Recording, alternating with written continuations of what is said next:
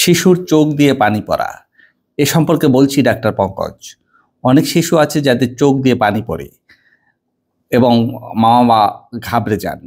আসলে আমাদের চোখের সাথে নাকের একটা সংযোগ নালী আছে যাকে বলা হয় ন্যাজোনেক্রিমাল ডাক্ট। কখনো যদি পানি আমাদের চোখে অতিরিক্ত হয়ে যায়, ন্যাজোনেক্রিমাল ডাক্ট হয়ে নাকের ভিতর পানিটা চলে যায়। শিশুদের বেলায় কিছু কিছু শিশুর এই ন্যাজোনেক্রিমাল ডাক্টটা বন্ধ থাকে। বন্ধ থাকার কারণে পানি নাকের ভিতরে না যেয়ে চোখ দিয়ে গড়াইয়ে পড়ে।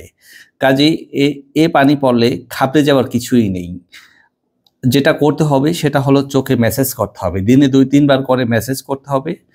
আঙুলে প্রথমে নখটা ভালোভাবে কেটে তারপরে নাকের যে উপরের অংশ থেকে চোখের মাঝামাঝি জায়গা পর্যন্ত ম্যাসেজ করতে হবে।